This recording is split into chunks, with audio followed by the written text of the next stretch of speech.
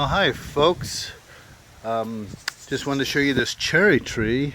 It's really producing a lot of cherries, and believe it or not, I planted it was just a tiny, like, it was just like a little bit above being a seed many years ago. This tree, and it's grown up to be quite a producer of cherries. So what I recommend for people to do is to take a seed and sprout it and let it grow for a little bit and plant it, and especially a fruit tree. And if you or your family or friends aren't going to eat the fruit, the animals will, like the little birds and the squirrels. Oh, there's a little baby wren. Do you hear it singing? I'll see if I can sneak up to the little wren. Oh, I'll see if I can catch up to this little baby wren.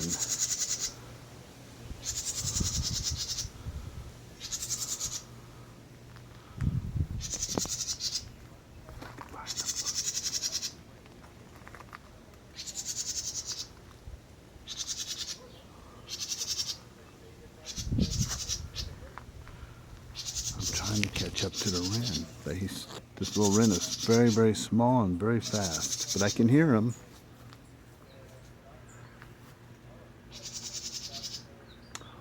Well, at least you can see the cherries in the cherry tree. This is like a little forest back here.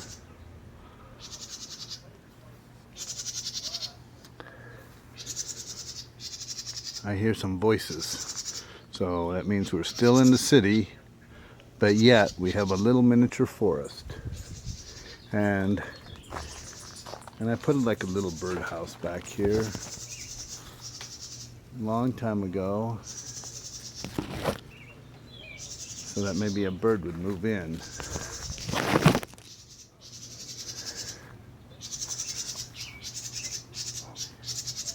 Yeah, I'm catching up to the wren. Hey, little wren.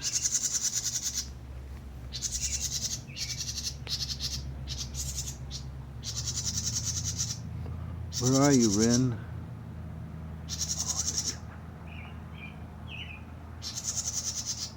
I think I caught up to the wren.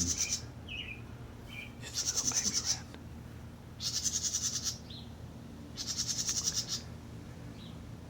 And I do have some hummingbird feeders. So we do get some hummingbirds.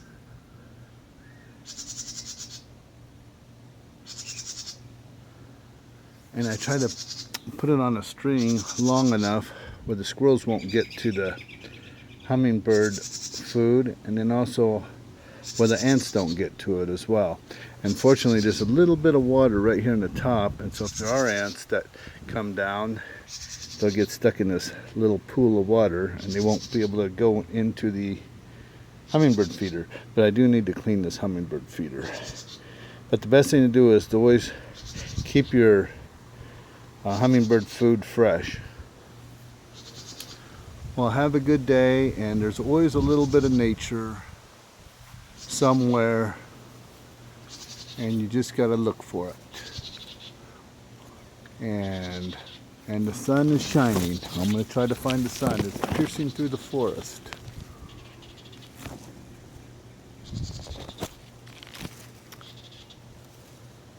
Have a good day.